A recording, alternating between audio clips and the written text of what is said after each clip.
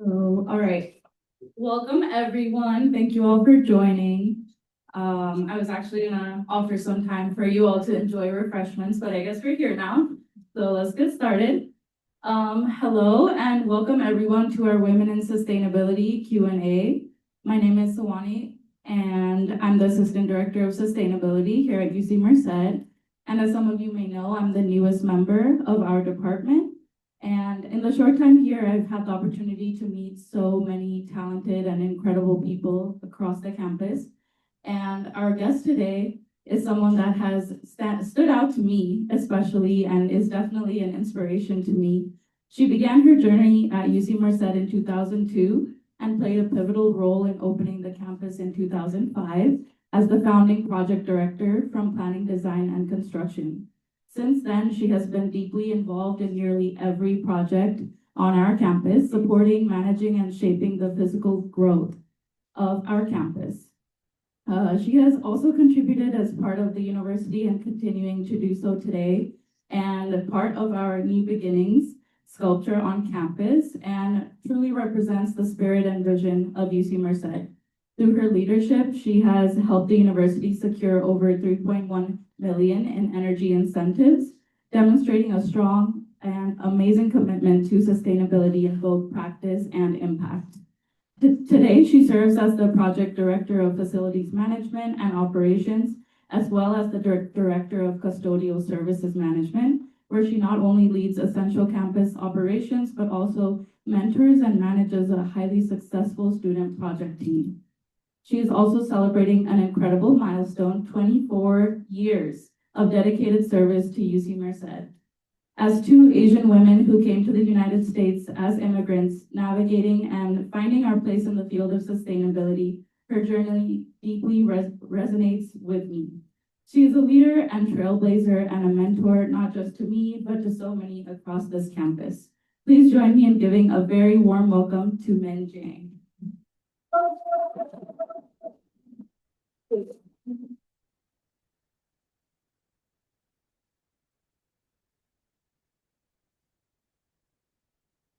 Thank you. So I have to say, I have not seen that many faces myself until these presentations. Apparently my face is all over the campus. So first of all, I'd like to thank the Office of Sustainability, Daryl, Swanee, and your team. You guys done a wonderful job. You made me look prettier than what I am. So I did not realize I was pretty.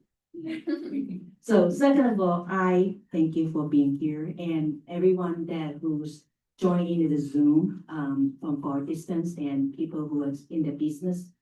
Busy business is still not able to attend, but still make time to make it. And I'm humbled to be here with you guys and have these presentations.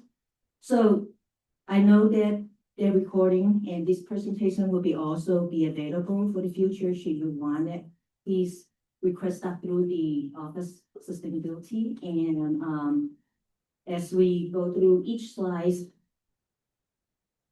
Nathan would click it for me, and when I say next slide, I want to stay on each one of them and slightly go through that quickly.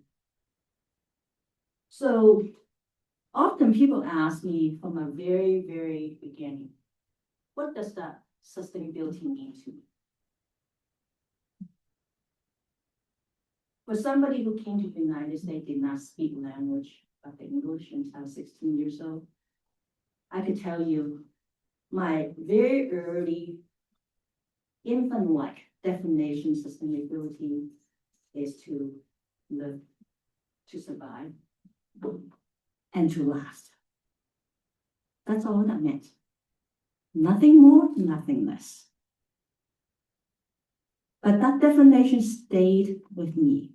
Next slide, please. Now, before we talk about the presentations and the UC Merced journey, I want to talk about what's relevant to everybody. Probably all of you knew the medical education groundbreaking that's being signed off the promised housing, right? Being signing off. Big deal. Most of you guys probably do not realize what a big deal that was. Both projects were a 20-year-old promise.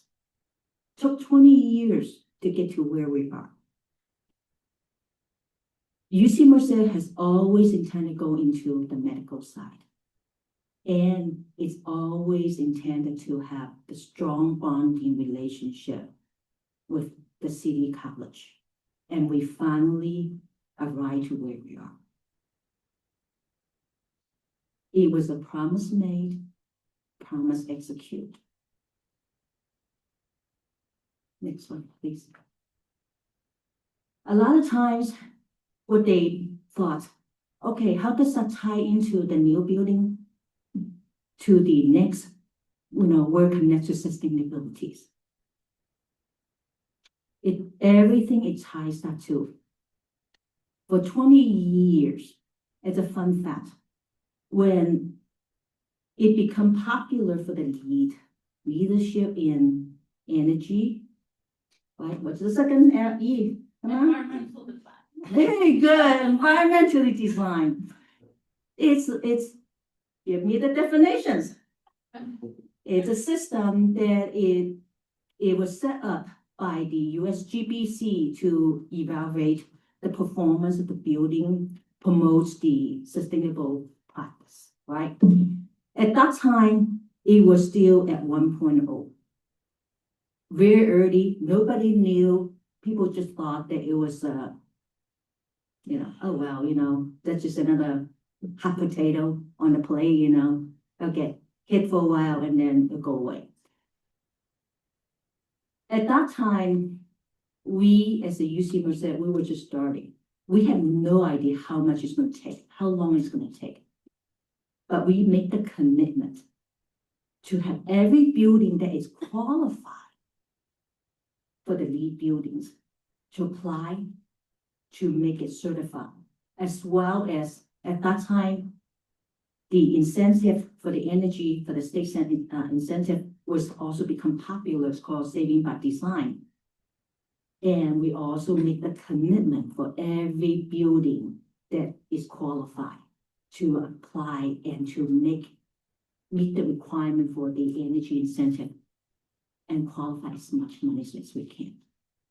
We were the first campus to push all UC systems campus to standardize and put that in the platform for every campus as a UC requirement. All brand new building, capital building shall comply to the LEED and to the saving place. We were the beginning and the engine pushing that UC system to that point. Now, you could talk about in the future that it may not seem like a big deal. If you ever look at statistics in the UC system, how much money incentive and how much energy-wise they have saved, that's a monumental.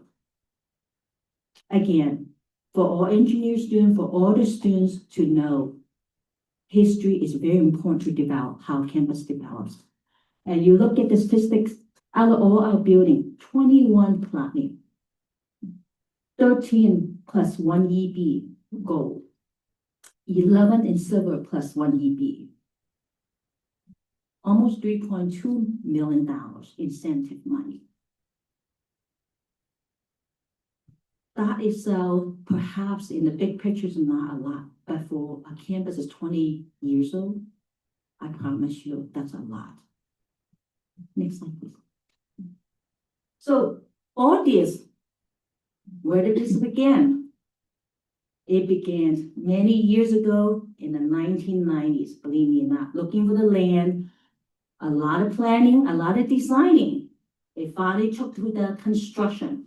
This was one of the very original campus aerial photo where I buckled in the central plant, the science engineer 1, library, COB 1, the Valley Terraces were the very beginning building that the campus all started at the same time. You talked about the currently that we have Med building, Promise Housing, and COB3, we're all going crazy. Imagine that. We were crazy. And the craziness, you would not even know until you lived in it. It was days and nights. And at times, we have no idea the difference between days and nights to get to where we are. Now, all those are construction photos, right? Of course, I have to include me in it since it's me doing the presentation, but mostly because it's, I have them. And so central plan, where this is, at one point in 2004, fun fact, the wind, the rain was so hard, it hit overnight, right in the middle, it bent. It bent. It took another 1.5 million of damage to recover, another 2 years to catch back. That's constructions. God's act on a lot of things. We are talking about also library, classroom building. Every one of them has its own challenge. The top off for the science engineer one, that was so exciting for everyone. I mean, we were all gathered together that time. The team was so small. We were gathered together and everybody was signing the beam. Everybody was celebrating together. And some of us were even in tears. That's the excitement. Next one. Finally, then I get to the grand opening and celebration. A lot of people probably have not seen a lot of these pictures. The governors, it was 2 governors, both of them, one of them attended and one of them didn't, played big part of it, the project. You have a lot of local jurisdictions. We have a lot of the really city, state folks that really support. We have a lot of support, the county folks. And fun fact, the day we open, I believe we only have 3 students, and they all graduate students. It's a funny thing, but hey, you know what? We got students, right? And so the picture in the middle, you talk about women in sustainability. One of the hardest things is that as a woman, as a professional woman, it's difficult already. Not to mention, it doesn't matter, it's in planning, it's in design, it's in construction, or facility management for that matter. It's a very male-dominant role. It's very hard. You have the professional expectation. You have the traditional expectation being a woman, the wife, the mother, the daughter. Right, how do you handle that? At that time, when I joined UC Merced in 2002, the younger son was only 2 years old, and the older son was only 4. Tim, my husband, is the love of my life. The gentleman sitting behind, say hi. And I would tell you this, when we opened the campus, he was the dad. He was the mom for the most of the time. Wow. I could not figure out the days and the nights of separations. It takes a lot for a woman to able to sustain, to make it work, and still survive professionally, personally, and from a family point of view. You could say it's a sacrifice, but mostly don't ever look at it that way. It's a passion, it's a belief. It takes 2 to tango. For all my pride, in his view, it's also equally his pride. It's our kids' pride. And today, not once my children ever complain how much I work, but they always said, have held my hand, how proud they were of me. And it takes the team. My family is Tim, Ethan, Anthony, and Min. We are truly the team to make it work. but it's a truly also make a team for the university to make it work. Next. Now, a lot of times the hardest thing when you struggle, right, professionally, you do struggle as a woman, it's very easy to struggle because you get lost in the process. You get lost, you lose yourself in the process, who you are, what you are. You do find the enlightenment. The beginning sculpture, the birth of the beginning sculpture, it was enlightenment for UC Merced. It was equally enlightenment for men. So fun fact, one day I was walking through the library. At that time, the chancellor's office was on the 3rd floor of the library. The acting chancellor, Rappart, flagged me down and said, "Min, come here." He put his foot on the coffee table, very casual guy, sat on the table, put his foot up. He said, "What do you think? I put a sculpture there, right in the middle of the park. What's your thoughts?" I looked at it and we looked at the site plan. I say, "Chancellor, this will be a good spot. You got the vision, you got my support." Voila. Here's the beginning, the bird, the beginning, right? That's the markup before the final. You see the beginning, it's across the canal, armed through and sink it in. Fun fact, the beginning is about 43 foot tall. As a civil engineer, how deep is that structural and the hose sinking in? Come on. 43 foot deep. Think structural. Don't fail me now. Always think structural. That's important. So that was interesting. Now, I have a tendency, I'm crazy in my own way. And a crazy thought hit me, I will write a poem. I like poetry. I read poetry a lot. You see the poem I wrote for the artist? Pretty wild. It sounds like an insult. Let me tell you this. The artist, Mr. Demetrius, was a passionate man. And he talked like this. So finally, when that was done, I made that poem. I shared that with him and he laughed.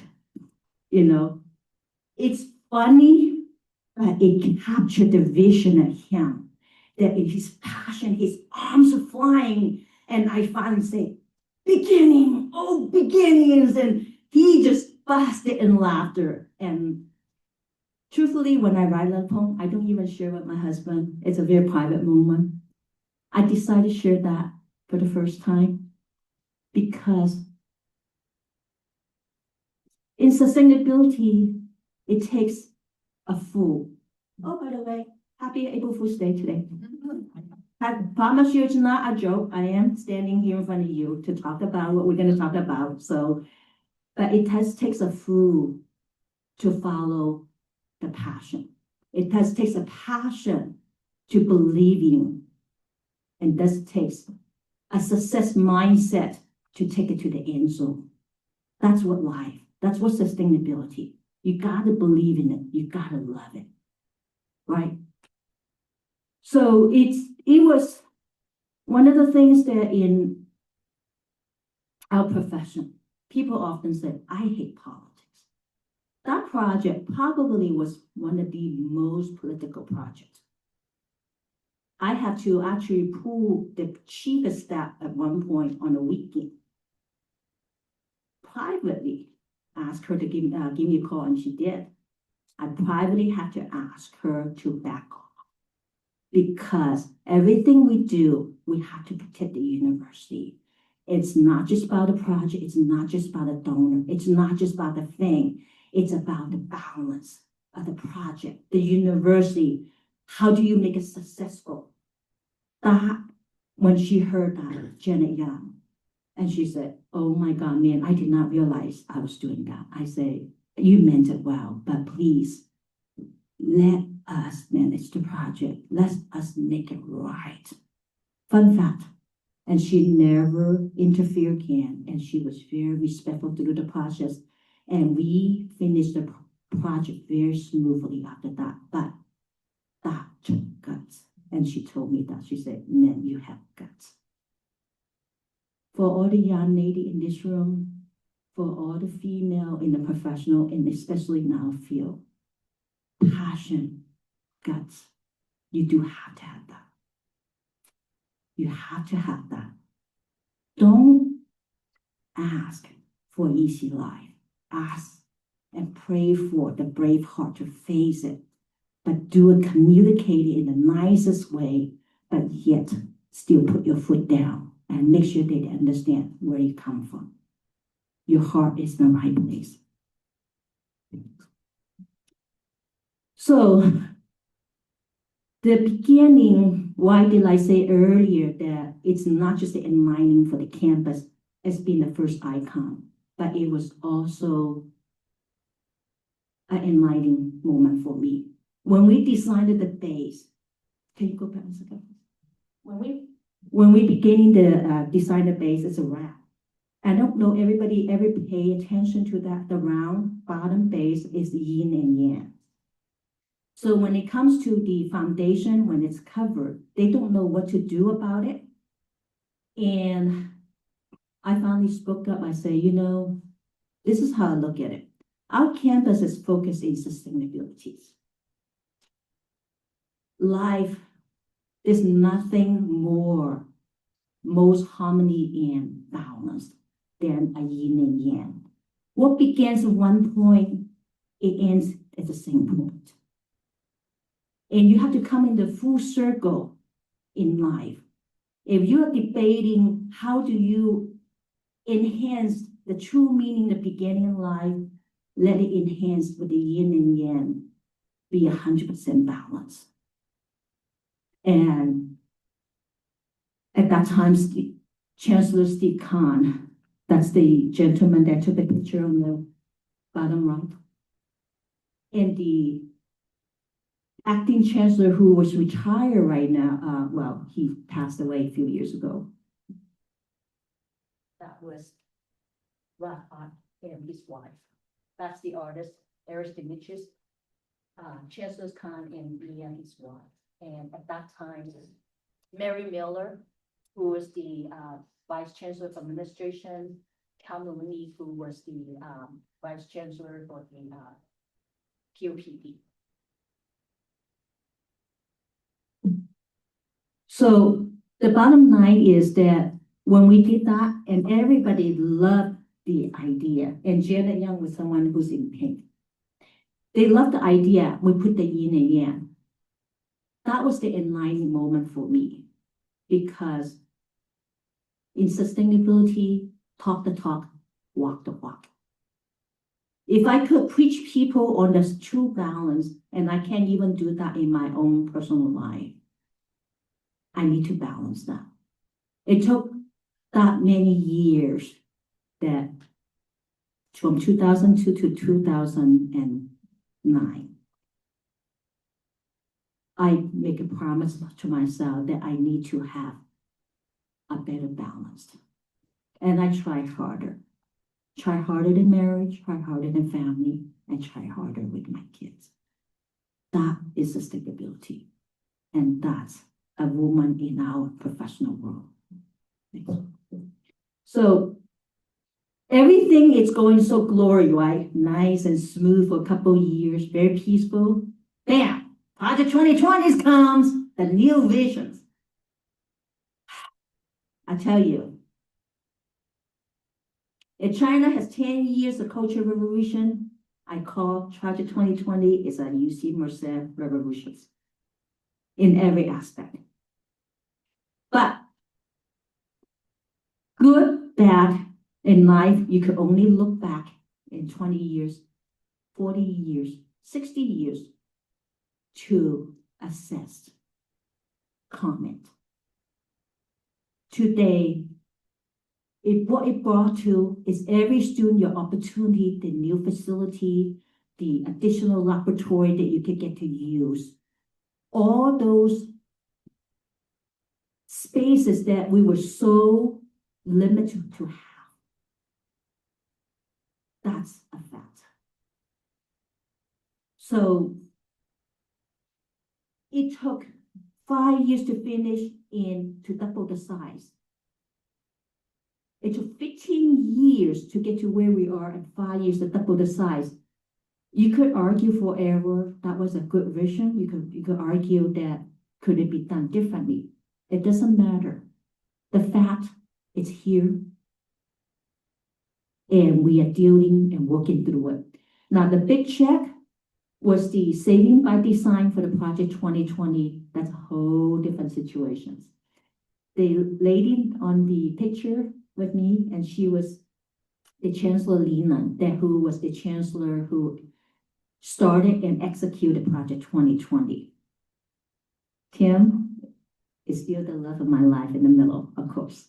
So next slide, please. So you would ask, what does it take for campus to be successful? It takes a lot of partnership. It doesn't mean only limit to nationally. It also takes internally, local. In every level, there's a lot of partnership. They all import in one level to the other level. It takes a lot of events and student and academic involvement, be it a bridge walk. I know that we didn't do that, and some people missed it, and some people did enjoy it. It took a lot of the student involvement. Remember, it's all about the students, all about the research and teaching. So on the day of the bridge walk in September 5th, 2005, when we opened the campus, the brilliant mind was to walk through the bridge as a tradition for UC Merced. When the beginning started, the brilliant mind was, hey, let's go through the bridge walk and continue on with the bridge beginning. At one point, the brilliant mind to brand the university was to have all freshmen gather together and we will create the art. All those bridge walk were student projects. And commencement is a big deal. We celebrate all of them, and our students and facility management is a big part of it. Again, what does it take to success? You take all units, all partners.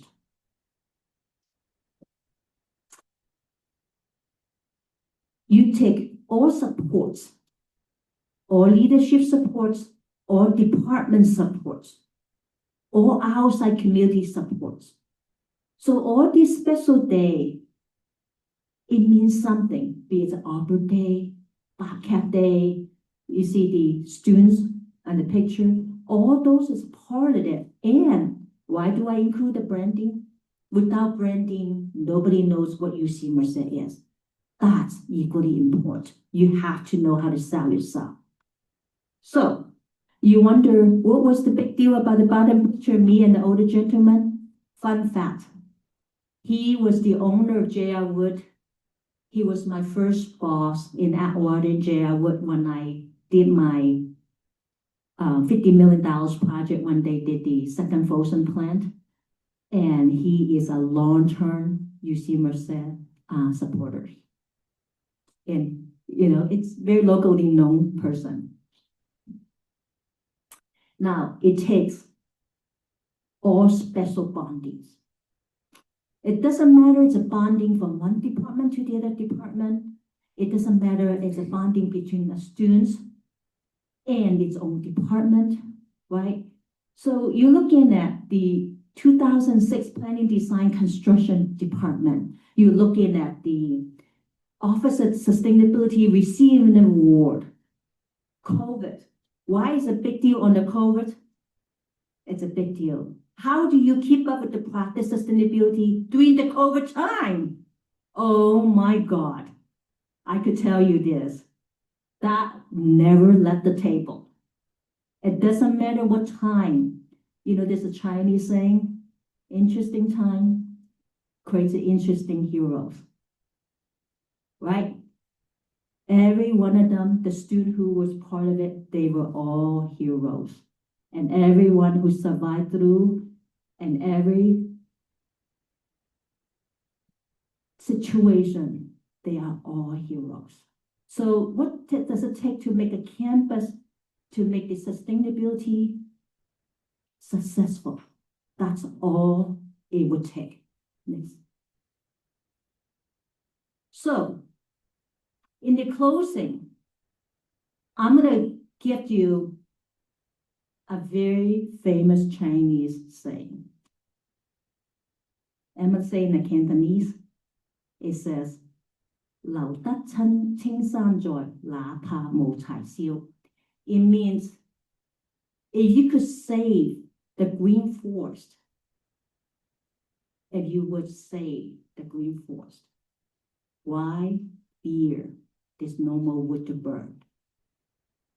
You ask what sustainability is about. That's what sustainability is about. What do you save? How do you save? When we are talking about designing the project, waterless urinal, haha, see the tiny urinal? Waterless urinal. It actually was put in the library. Now, not every brilliant idea necessarily worked out at the end, but that's where credit's due. With the idealism, with the slogan I loved. The slogan was, we save the world one pea at a time.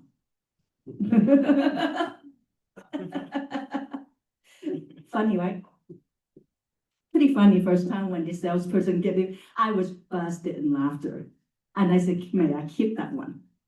So perhaps let's not talk about saving the world in a P term, but let's talk about save the world one at a time, one person at a time, one act at a time. Right? As a woman, the struggle is there, but it's not there. Don't make it too big. Walk in the world with confidence. Be yourself. How do you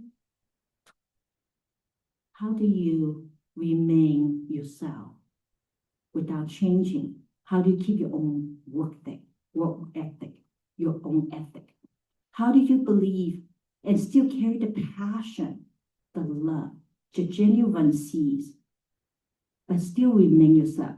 Do you know how many people, especially women, were afraid to say, you know, I really don't feel comfortable wearing dresses because I'm in this field? I said, bullshit. You know, a lot of times I don't believe it. I think that in life, you gotta remain truthful to yourself, but you can still be dressed up and casual, right? How do you do that? Remain true to yourself is the number one importance. Don't ask how you save the world. Ask how you save yourself. What do you do for yourself? What do you do for your family? What do you do for the society? Don't feel like you have to contribute and give your life away to feel like you're the hero. Don't. Accept the fact we are only ordinary folks. Accept the fact our contribution is to stay ordinary, but still have the idealism, the love, the passion that we want to save this world, not just for ourselves, for our next generation, just like the yin and yang have a perfect closure and cycle, and let it continue on. Let the ball pass on. Take that responsibility, man and woman, but mostly for women, please have the confidence to face the world. Have the brave heart. Thank you.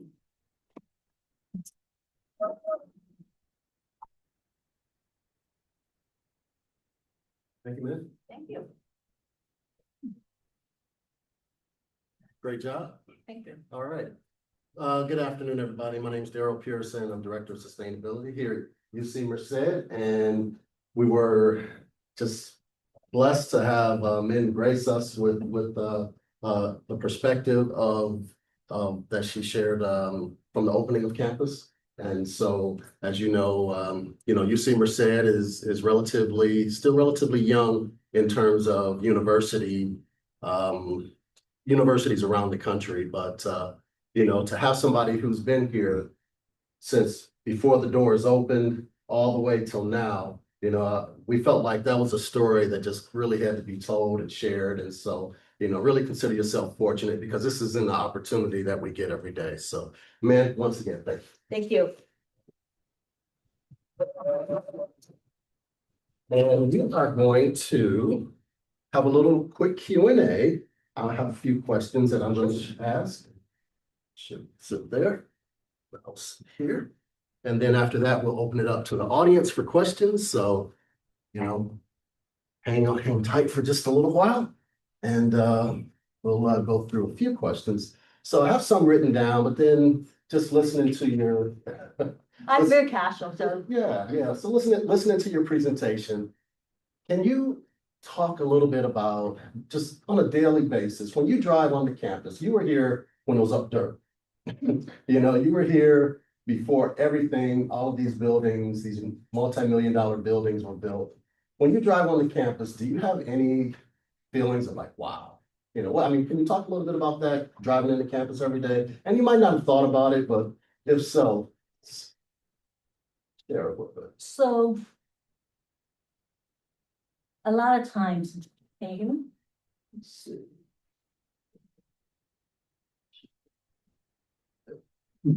So a lot of times when I am on campus, every time when I drive through, I don't have a tendency to get distracted, right? I will drive through, say, University Garden. I said, oh, I'm gonna check that out. Oh, there's a tomato. So I'm just right. Oh, so I will go into the building. Oh, look, I'm a Chinese, Cantonese like to call things new toilets. But everything's a new toilet to us.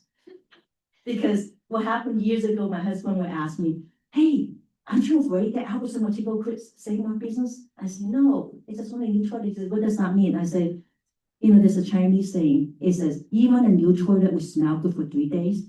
So a lot of things becomes a new toilet. And so we used to have funny discussion, right? But every time when I walk by, I said, oh, there's a new toilet. It's a funny thing to say, right? But it's exciting. Privately, I have to say, I get emotional. I'm one of those people, I'm not afraid to express my emotion. I have my students, we have a fist bump, we talk and laugh. But I seldom really cry in front of people because, a lot of times I think that's a private moment. But I have to say, sometimes when I walk by in an early morning or often in the evening because I leave campus late, you can ask my husband, I leave campus late a lot of times. When I go through them, when I see it, I do cry. I do cry because Tim and I have 2 beautiful sons. UC Merced is our 3rd child.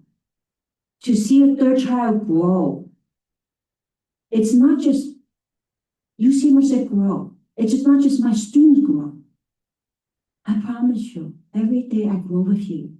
I grow with the team, right? A lot of times that the new employee comes and say, hi, my name's Min, anything you need, I'm here. We grow together. And that living itself, it touches me because every day I'm grateful the fact I'm still vertical. Very nice. Thank you. So with that perspective, within this new toilet, what's your favorite place on campus that you just like to go if you want to, clear your head, or if you just want to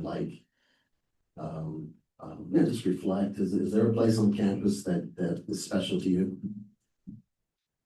Yeah, there's a few of them. Of course, the beginning is dear to my heart, right? But when you stand in front of the beginning, you see the beginning so far. When you stand underneath it, you feel so small, right? Did you ever feel that way? man, I'm tiny. That's not good feeling. Not necessary. Then I like to go to science engineer too, where the panel, solar panel is, and you look at the wide open area. That valley, it's absolutely gorgeous, the view. It gives you a perspective.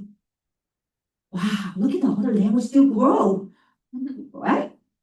So then I like to go to the UC Merced, in the library where Scholar's Lane is, where the pine tree and there's a boulder bench. Fun fact, the boulder bench was money donated by Chancellor Khan and his wife. And I found those boulders and I say, oh, I'm gonna put, you could call it dragon or you could call it a dinosaur skeleton. You ever go up the third floor of the library, look down on those boulders? It looks like either dinosaur or dragon skeleton. And they say, why? It's because it's fun. But that location, you look at down there. You ever look at the stand on one of the boulder bench, even at the beginning, and look down to where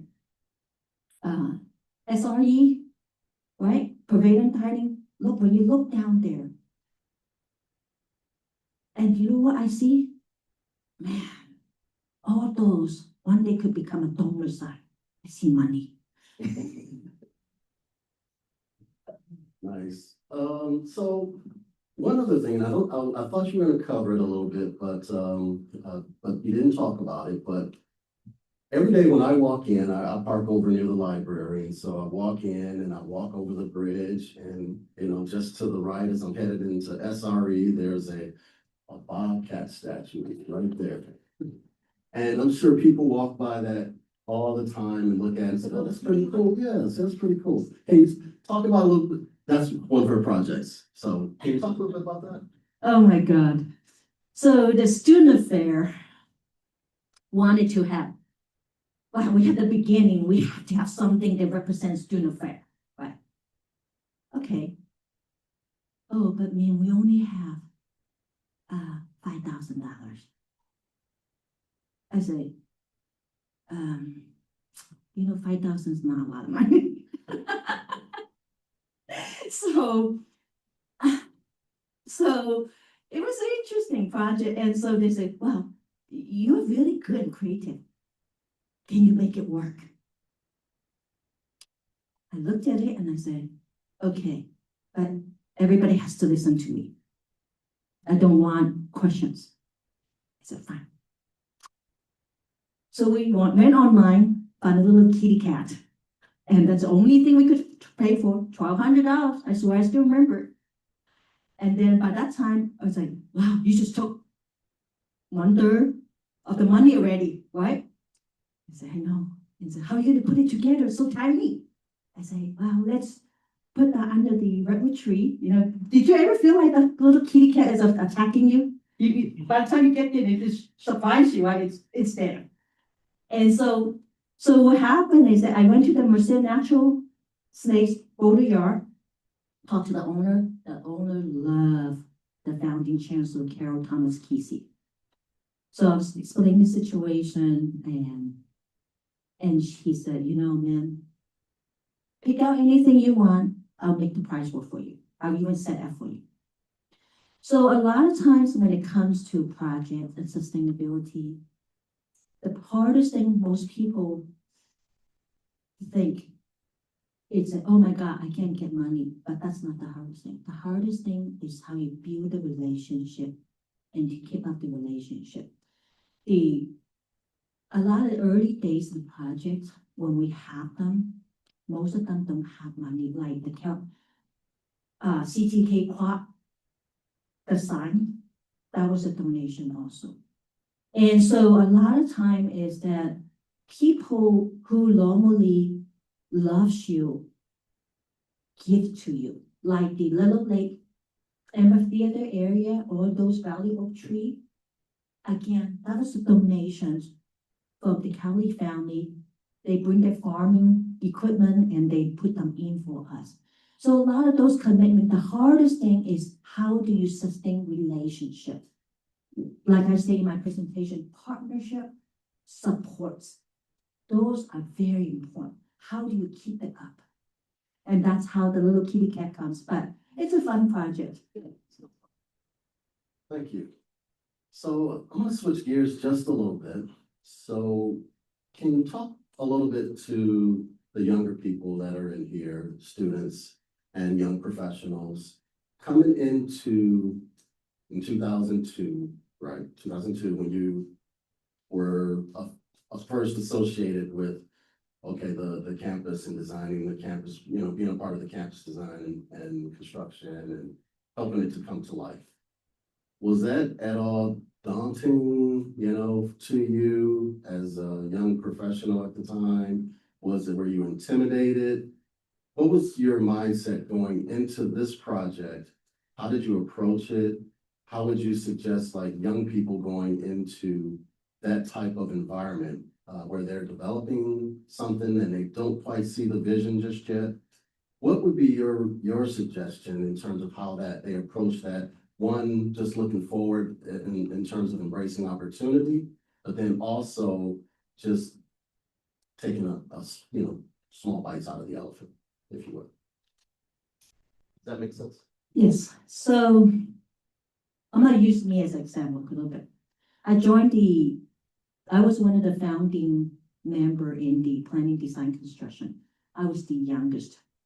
I was 33 years old, hired as project director. Everyone I worked with were minimally 10 to 15 years younger, and some of them 30 years younger. Talk about daunting. That was when it's daunting. You were like, at your age, everybody's older. Even though you qualify, you hire as a project director, win the coffee, right? But for the young professional, one of the things to pay attention to, remain humble. It doesn't matter how far you go in life. Remain humble.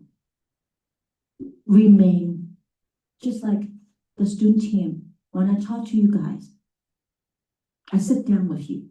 I don't come off like I'm mighty, right? We talk about different things.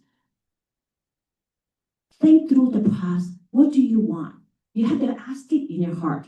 Nobody could tell you what to do. You have to ask yourself, what do you want? What was daunting part was when I came to UC Merced. I was in design for 8 years. I felt like I came to UC Merced, being a manager that way, I was way too young. I was managing people who are 20 years old, 15 years older. And what it did not help was that I looked really young. In those days, people thought I was in my early 20s, and they thought that I was a student. So how do you make yourself look old? One of the things, especially young ladies, don't need to purposely make yourself look old. Just look professional. Have the confidence yourself. Speak it, right? Look at them in the eyes. Know what you're talking about, even if you don't. Don't say, oh, I'm so sorry. Don't do that. Simply says, I'm still in the learning. Please do not worry about correcting me. I will accept, right? Have the confidence to correct yourself. Have thick skin. In this field, whether it is in planning, in design, in construction, right, in sustainability, you have to have the thick skin to know the mistake you make. You have to have the thick skin to ask what you don't know. You don't know what you don't know. Ask it. Ask stupid questions, but in the politest, funniest way. Learn to have the humor. Humor is very important, not as a person, but especially as a woman. If you have that sense of humor, I promise you, you could go anywhere and people will forgive you. Because it's funny, but don't have a bad humor, but have a good humor. And then as you age, as you get seasoned, recognize the people who you're working with are younger. mentor them. Sometimes in life, you learn by two ways. You learn by learning other people teach you. You learn by teaching. The more you teach other people, you learn. Extend the hand, have the kindness, have the compassion. Recognize the young. Simply pet them, give them a hug and say, take a deep breather. It's okay. I'm here. Don't worry. Right? So learn to support each other. But then with the fellow worker who are a lot of males, fun fact, it's a really funny thing. As a woman in my field, and my husband knows that because I would talk about, I would have walking the construction site. People will whistle at me. In the old days, it still happen. I would have contractor ask me to go on a date. No, I'm married. It's a strange thing. It happens. So how do you deal with that? You actually have to face that. When it happens, you simply politely laugh and say, oh, that's nice. Thank you. No, I'm not interested. Walk away. Don't make it a big deal. Don't feel like attacked. Sometimes it could be simply when they do that, children's innocent that you're not married, you're married already. And there's somebody is that sometimes they probably want to come off as a compliment. Sometimes it is, when I run a project as a project manager, I always make sure that my contractor do not engage with people, right? Because I experienced it, I make sure my contractor don't do that. But however, in life, it's gonna run into it. I mean, I actually at one point have students ask me to go on a date. It's a strange thing. I mean, but that's you could say it's a good thing. You could say it's a disadvantage thing when, by the time I was in my 30s, I still look very young, right? And most people really thought I was in my 20s.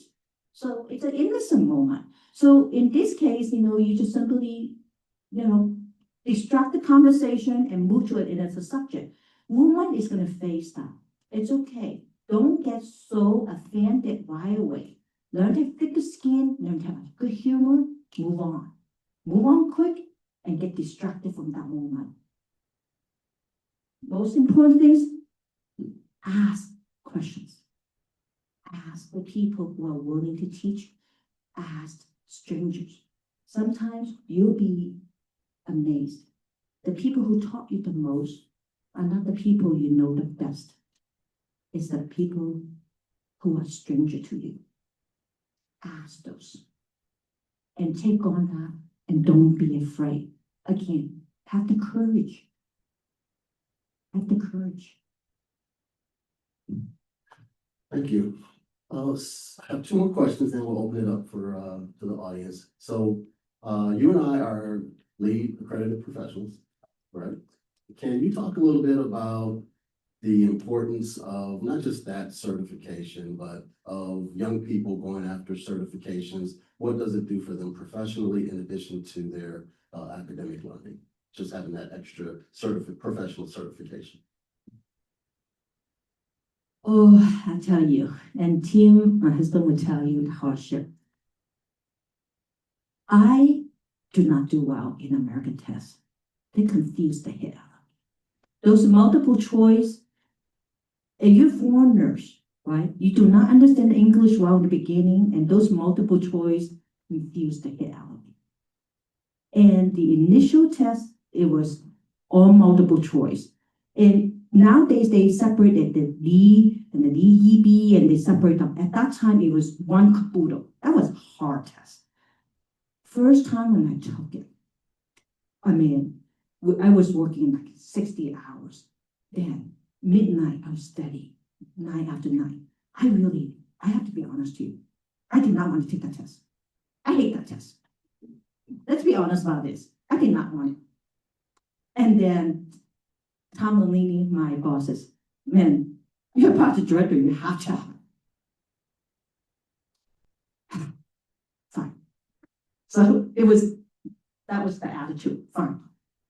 So I took the first time, right? Oh, I missed it by a couple points. I failed. Again, you can have all the knowledge in a subject. That does not mean you are good testers.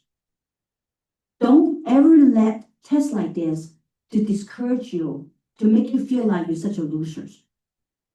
Because whether you truly know the knowledge and take good tests in general does not necessarily reflect you actually know the subject, right? And vice versa.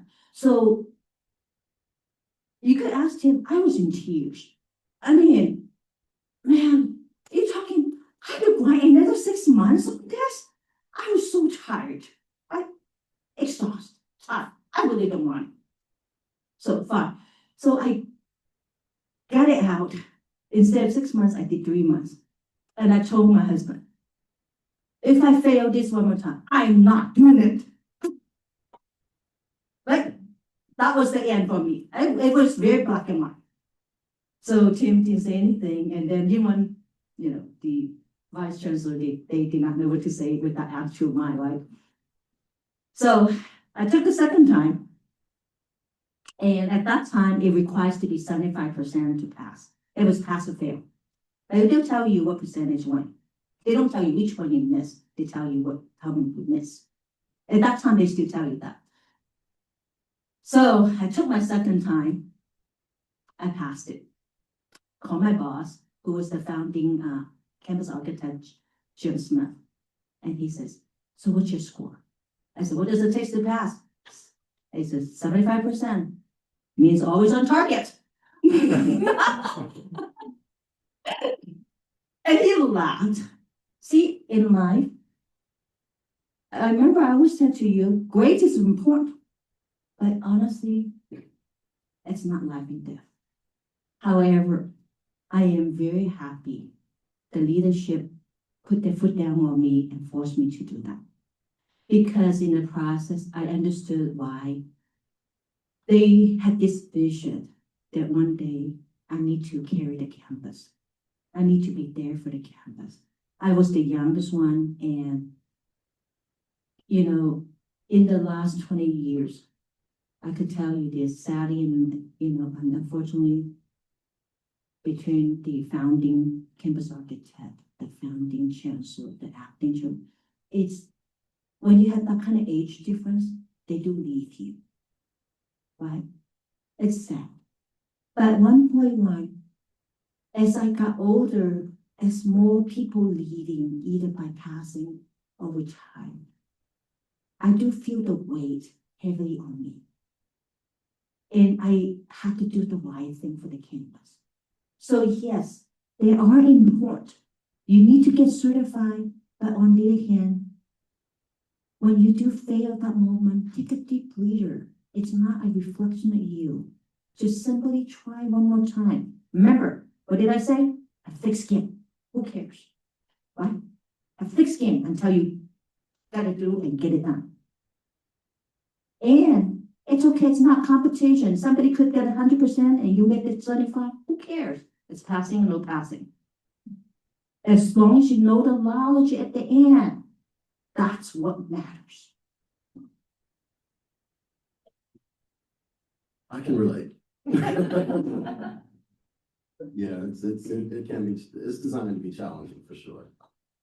What hard test? Yeah, anyway, I have a story too. So last question from me. So there's a culture of sustainability here at UC Merced. I guess maybe a two-part.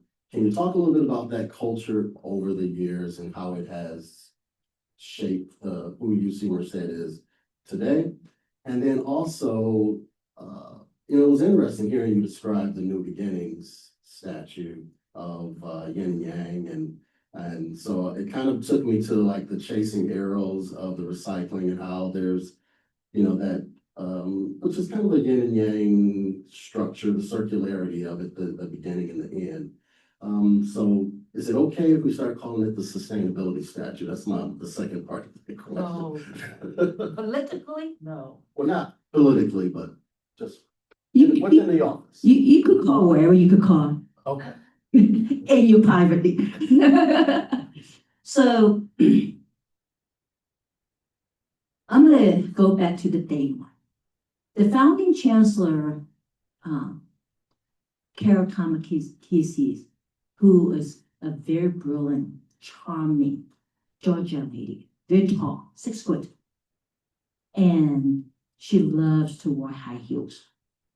And by the time you stand next to her, she's 6'3". When we talk about the sustainability, how do we want to become the first in the 20th century? Elevate the university in the level to be acknowledgeable. She stood up, right? 3 foot high heel, 6 foot tall.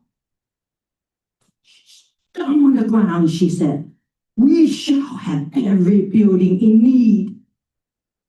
We were like, oh, sit back. Silent. First thing came to our minds, like, holy shit, how can we afford it? True story. The whole food table silent. Right? For project management, the first thing that came to my mind and came to everybody's minds, we don't know what's going to cost. How can you support it? Tony, am I correct? That's the most afraid thing. People make that kind of promise and you don't know how to be supported. But we were silent. And so, remember, as a woman, what did I say? Have guts, have courage. At the same time, the Saving by Design just become known for the state side of it, the energy commissioning, therefore the incentive. So I was on the table. Everybody was so awesome. And truthfully, the statements issued by the chancellor, you think it's going to take it back? No. Once it's thrown up, it does not go back. But let's be honest about the statement. And everybody was so politically afraid to say anything and say anything wrong, and the job is as a chopping board moment. We're all afraid. We have no idea how UC Merced unfolds. So we were in a war room in the castle, in the wing commander building. It was so awkward. I sat there and I say, you know, the Saving by Design, this is the new thing, along with the leads. I say, let's hold hands, let's all make it. And then the team looked at me. I say, you know what, while we're doing that, we might as well make some money. Let's make a commitment that if we could open the campus, let's make maximum money. So the chancellor looked at me and said, I like this. I mean, how much do you think we can make? I say, I don't know. Let's use my crazy mind. Let's just say 1 million, 1.5 million. And she said, I like them. Now, all of them looked at me like, I'm going to kill you. What? But I can't. Because the lead moment is not going to go away. You might as well make some money out of it. That's how I look at life. You know, piggyback the moment, right? So I held hands. It was a big round, like an oval table. I said, Chancellor, put my hand. Everybody held their hands. And we said, let's commit to this. Let's make UC Merced the first building that every building shall be LEED certified. Minimum silver. Let's hold hands. Let's march to that moment. Let's make a commitment. And let me tell you this, life is a full commitment. All the students, what was the first thing I tell you? Life is a full commitment, right? That commitment, it's not professional commitment only, it's a personal commitment. You make it for yourself. That was a hard commitment, but you make it and you stand true to the commitment. And so when UCOP, when Saving by Design heard that, they all met, right? The next thing we unfold the whole grand scheme of plotting this master agreement on the Saving by Design, getting the incentive for every campus, for the UC system, every brand new building. I could tell you, UC Merced was the one who pushed through that. I'm sure that every campus freaked out when we did that.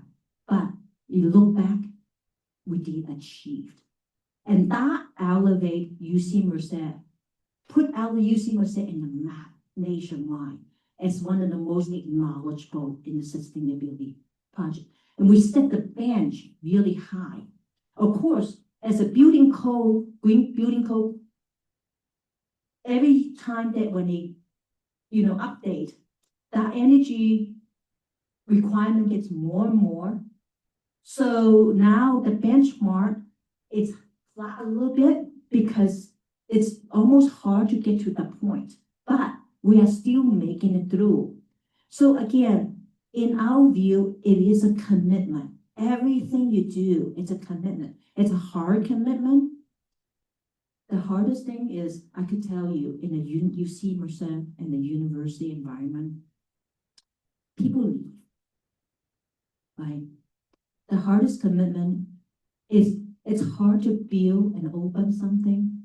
It's harder to stay because you do go through the politics. You have to go through a different version of politics. You have to learn to survive.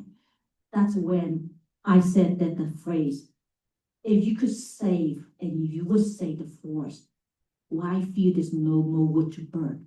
That's not just applying for the sustainability purpose. That's also applying as a human. You have to sensitive, to recognize the movement is coming. How do you stay on the top? How do you keep up with it? How do you survive? Because in order for the long-term UC and the campus to survive, in order for you to be there for them, you have to learn to survive first. And it's a hard thing. But embrace with that. Don't be afraid of it. Don't hate it. Just simply embrace with it. Thank you. Thank you. All right. Any questions from the audience? Hi, my name is Lulia. I'm a second year studying environmental engineering. I wanted to ask, first off, thank you for your presentation. It was so awesome. I truly needed to hear that right now. But I was gonna ask, what advice would you wish someone told you at the college level of education?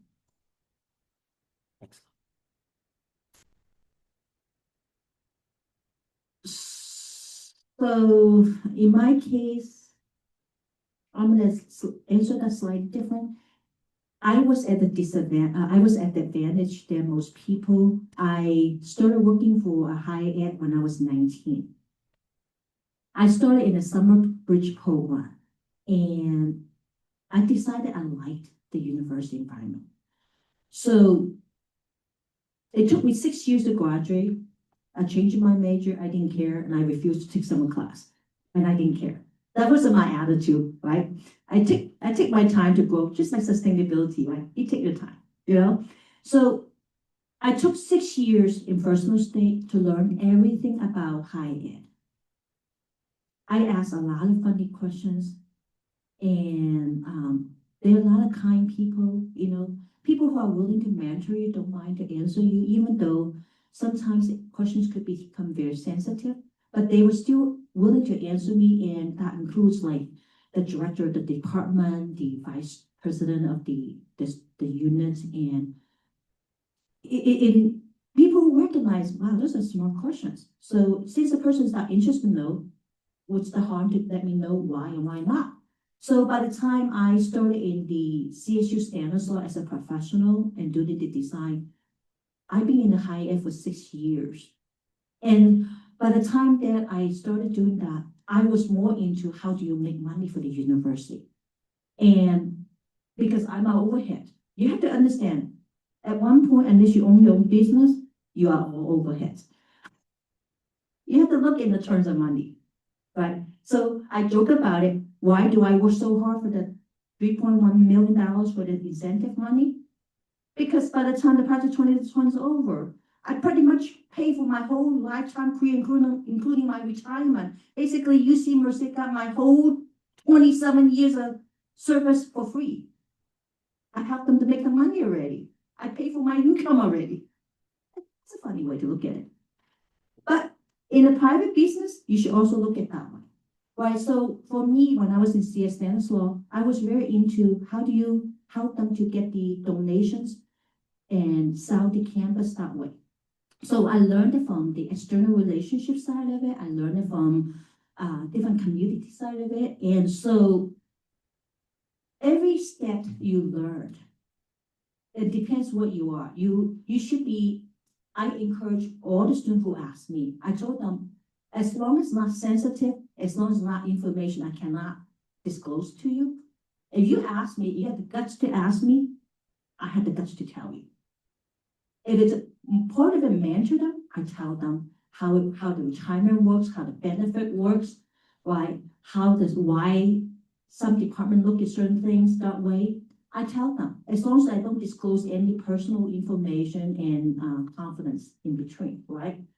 So when I was a young professional, I asked those. And again, I was very lucky the people who are willing to teach me. And when I was in Stanislaw, in the 7 years I was there, I helped the campus to make $15 million. So a lot of times in life, you have to know what do you learn? What business do you want to be? And a high advice, if you should ask and what somebody would wish you to tell you advice. I could tell you this, if I have to fast back the clock. I wish somebody at my age 20 tell me to max my Rothwire at that moment. I wish somebody would teach me how to do stocks when I was 19, 20. I wish somebody would explain all the retirement plan for 401k, for 3P, how that unfolds in a public entity and private entity. You know why? In order to talk about sustainability in the world, save the world, first and foremost, you have to learn how to put food on the table. Money does allow you the freedom of explore the world that you want to, right? So if you ask my student Tim, I emphasize that with them over and over. Why? Their success one day is not because they have this brilliant job, big title. Their success is one day, can they retire comfortably at 65? Their success is when they look back and talk about all the funny things and still able to laugh. Why do you think they could still able to laugh? Because money is not an issue. You see? But if money is an issue, you can't laugh about.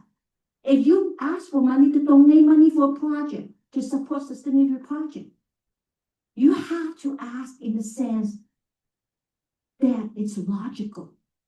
You have to understand everybody here, we're all here for a living. Have the compassion for each other. We're not trying here to bankrupt. We're only trying here to live, to survive, to last. That's the advice I wish somebody would give to me at age 20.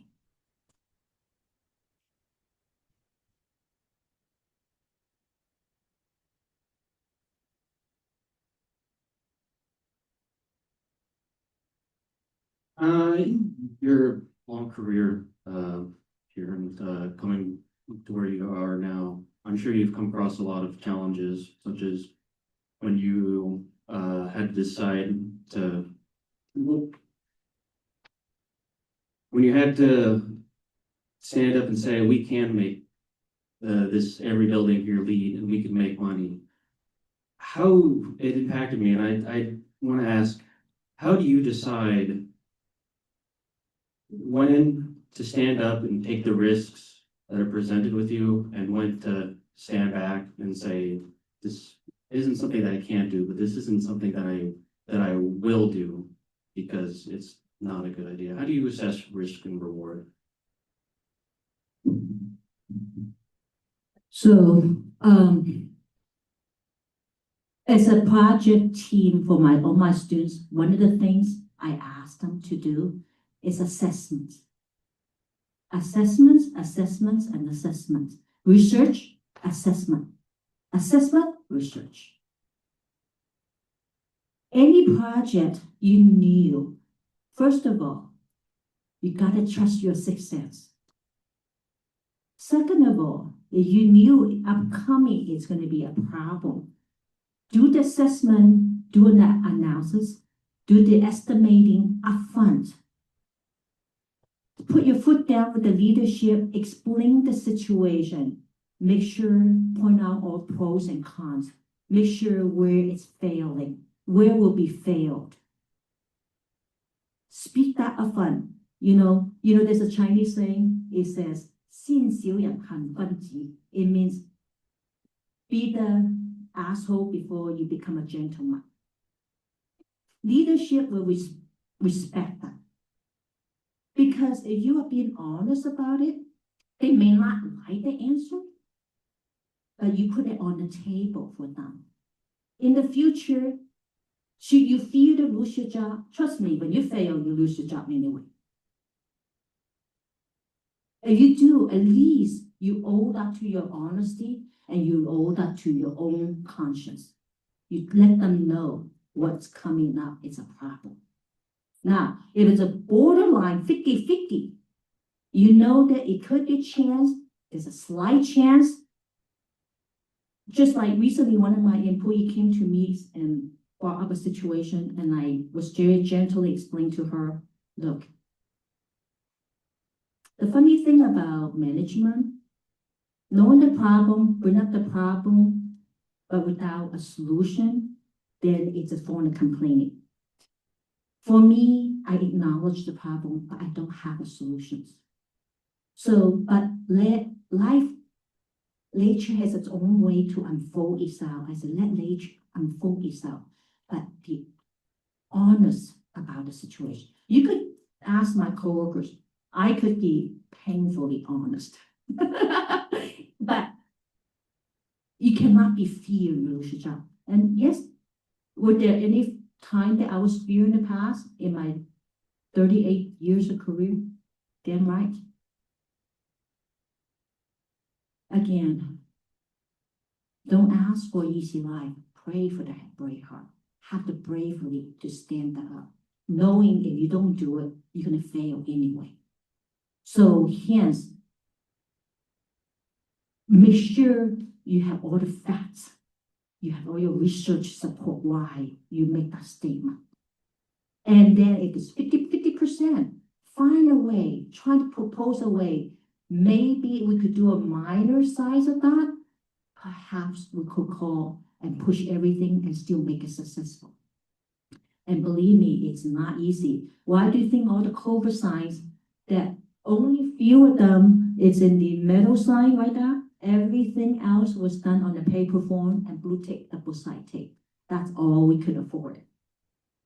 That's life. Sorry, I don't have a better answer for you. I think the young lady had a question right there at one point. I just want to ask very simple question, but what do you view as like qualities of a hard worker? What do I view as a quality of a hard worker? Years ago, my godfather, who was a pediatrician, a retired pediatrician, he told me, I never forget that moment. He said, "Man, you want to be successful one day? Let me tell you how." I said, okay. First of all, you have to be available. Second of all, you have to have the ability. And there's a third A. I forgot what the third A was. But I never forget the first two. And somehow I know that sometimes, not every time we could make it available, but the form in the outside society views is that when are you available? And even when you're not, let them know when you could be. Also, a commitment made has to be commitment carried. Right? Life is a full commitment. You have to have the commitment. If you say you're going to do that, do it. And products-wise, we're not perfect. We make mistakes. If you make the mistakes, you own it. But try not to have that. Check it 3 times before you turn it in. Check your numbers, check your facts, right? And then when you make statement, allow rooms so that you don't corner yourself, have no room to move. That is a success. Again, every time when I work, the first thing I view, believe me or not, is competencies. In professional world, the first thing people will assess you is not how pretty you are, how great you are, how nice you are. If you work with them professionally, the first thing they measure you is how competent you are. And that is the success in the professional world, in the hardworking world, because it backs yourself up.